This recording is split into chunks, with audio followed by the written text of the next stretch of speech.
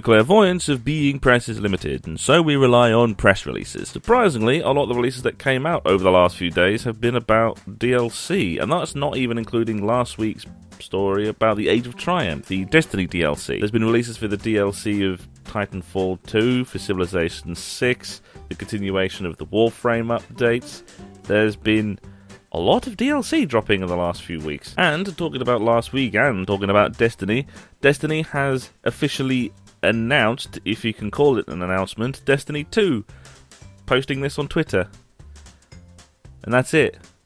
Nothing else, no press releases, nothing. The only Destiny-related thing going around at the moment is the Age of Triumph DLC talks, which should have dropped by now. And so, if you want to know more of this or of some of the speculations that are going on around it, then watch last week's episode, because there is literally nothing else new to add besides this picture via the official Destiny Twitter. And with all of the emails going around, there was only one that I really wanted to show, and that's this, which is the PlayerUnknown's Battlegrounds. PlayerUnknown Battlegrounds is a multiplayer shooter battle royale thing. It's one of those ones where it's just a bunch of people get put into an island and everyone have to scavenge guns and armor and sort of things, and everyone kill each other off until one or a team of people survive and you win, and that's it. And the reason why I got the email was because Battlegrounds was released through early access, and they have made $11 million. 3 days.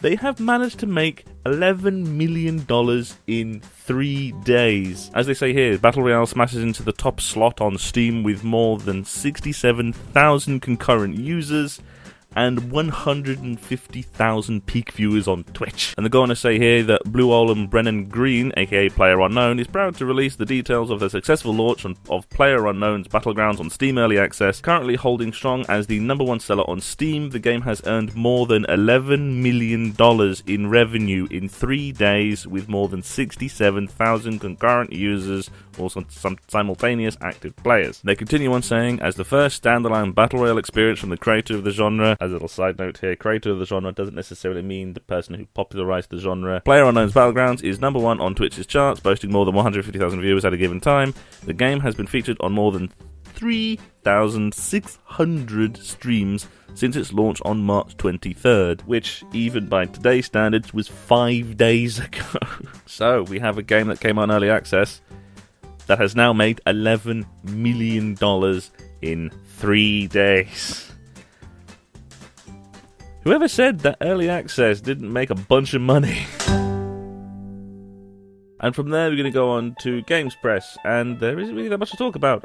As I said, most of the stuff that came out in the last few days has been about DLC, so for largest standing gaming news, besides game coming out or EGX Res, there's not really that much pickings. But there are two things to talk about. One is a two-parter, and that is World of Tanks. The first release is from the 24th, saying, late last year, Wargaming partnered with Warchild for their Armistice campaign. Players of World of Tanks were able to buy special emblems and packages to help raise money for children affected by conflicts all over the world, with 100% of Wargaming's share going directly to charity.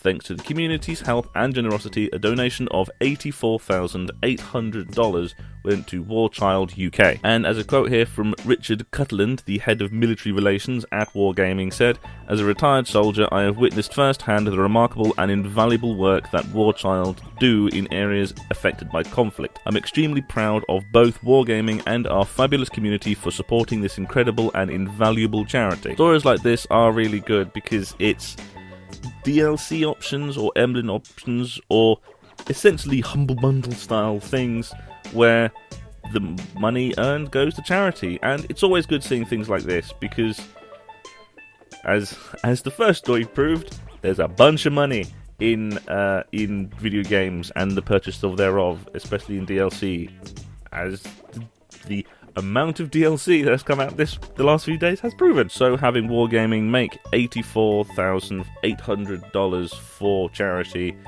is no mean feat, but it's also very good. It's very nice to see companies doing these things for charity. And the second part of this is still about wargaming, but is about the League Grand Finals 2017. They start off by saying, excitement is starting to build as the World of Tanks esports year gets closer to its culmination. They continue on by saying, Grand Finals 2017 will feature 12 of the finest tank squads in the world, all competing for glory, honour, and a share of the $300,000 prize pool. With stakes so high, it is only natural that an event will be hosted with an equally epic venue, in this case none other than the VTB Ice Palace in Moscow. As for the scheduling of the event, they say that the event will be divided into 2 stages.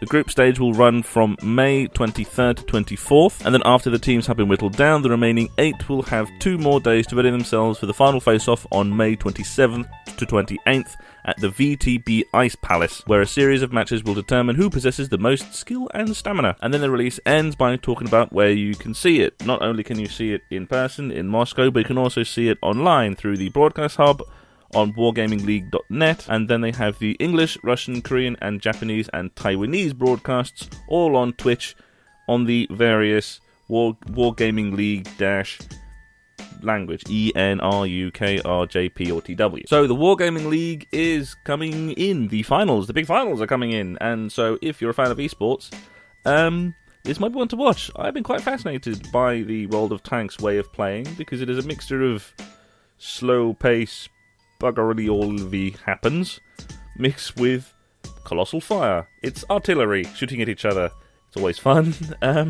It's relatively interesting in that regard, at least for me. It's slow paced mixed with lots of explosions. And for the last release, we have a report that's been released by Tigger. As they say here, Tigger has released a new report today that showed that the most popular genre of games released by UK development studios in 2016 was action-adventure games.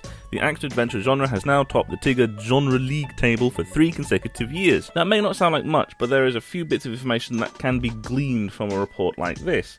For example, where the styles of games are going to be going for this year, and where the platforms are going to be going this year. And they go on to show some of the key findings that come from the report, starting off by saying that action-adventure made 24.5% of all games within the study. So at the moment, the sandbox, open, do-as-you-will style of game, the action-adventure style of game, is the one that is most popular at the moment. So consider that being, well, one of the leading markers for the industry of this year is the sandbox adventure. The second point is that the 2 most popular platforms for UK studios for 2016 was the iOS devices and Windows desktop. So, your iPhone and PCs, with both of them accounting for a combined 41% share of all game releases at a near even split. So, the big releases for the UK market is the iPhone, specifically as a mobile device, and PCs, specifically Windows PCs, although there's not really that much stuff that comes out for Linux and iMacs, really. It's mainly Windows PCs. With the final point being one of the interesting notices in the study, saying different genres bring different challenges and opportunities. For example, while studios releasing casual games have the advantage of being able to reach a huge market,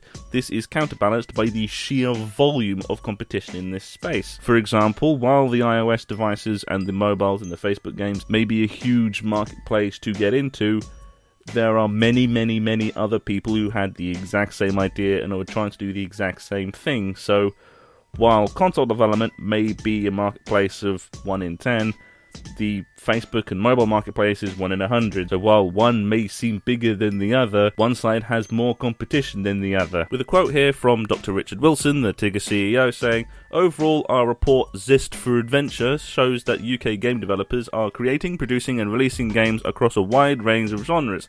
This confirms the breadth and creativeness, imaginativeness and inventiveness within the sector." Within the games industry at the moment, the action-adventure style of game really is popular. The British game development sector has released GTA 5, which has remained in the top 5, we'll get to that in a minute. Sniper Elite 4, which got into the number 1 spot for the UK, and is going to be releasing Ukulele. All of those action-adventures. So, yeah, some areas may be slightly more popular than others, but still shows that the industry is doing rather well. Pretty much the best example, really. And that is the end of the news, and we're going to end here with the All Formats UK weekly charts, again graciously provided by UKIE Limited. Unsurprisingly, in the top spot is Mass Effect Andromeda. No one should be surprised of this.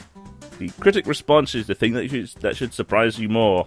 I haven't got to review this, like many other people. Apart from that, everything just seems to have just shifted down a notch.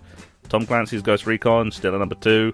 Lego Worlds, number 3. Horizon Zero Dawn, number 4. GTA 5, still in the top fucking 5. And then comes along the usual suspects of Zelda, FIFA, Rocket League, Call of Duty, Forza. Usual suspects of popular ones. Although, you may notice at the very bottom, Rare Replay has scooched into number 18. Because, that might be because Yooka-Laylee is coming out in April, which I'm reviewing. Keep an eye out for that one. That is coming in first few weeks of April. I can't remember the day of the embargo drops yet. I've been playing it the last few days, so it's on my mind. And to round the episode off, here are the releases that are going to be released this week. And as this week is the last week of March, there is a section of this that just says March 2017, which is either stuff that has come out and wasn't mentioned, or is re-mentioned, or something like that, or stuff that should come out before the end of the month, which is later in the week.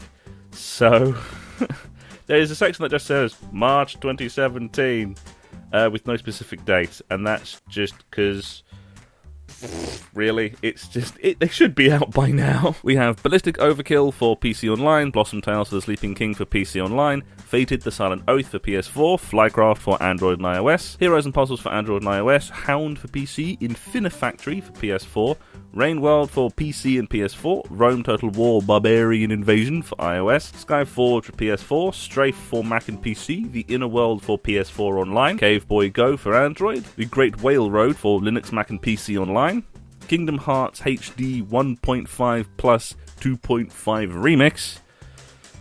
That's a title that's going to be hard to say, for PS4. Atari Flashback Classics Volume 1 and 2 for both PS4 and Xbox One. Punch Club for PS4 and Xbox One. The Inner World for Xbox One Online. And then the amorphous mass of March 2017 is Flat Out 4 Total Insanity for PC. Has Been Heroes for Nintendo Switch, PC, PS4 and Xbox One. Nari for PC. Outcast Second Contact for PC, PS4 and Xbox One. Overload for Mac, PC, PS4 and Xbox One. Persona 5 for PS3 and PS4. Pocket Rumble for the Nintendo Switch Online. Sleepy Mouse for Android, Snipper Clips cut it out together for the Switch, and War of Rings for Android and iOS. Now, there is a big section that just says Quarter 1 2017, an even more amorphous mass, and they should be out by now. Quarter 1 finishes at the end of March. The list is about 3.5 times as long because of Quarter 1 2017. I'm not going to say all of them, so I'm not going to say all of them because that would take bloody forever and this will go on too long. So if you found this video informative, please consider subscribing and sharing the video around, and I will see you on Friday for the next Press Rush.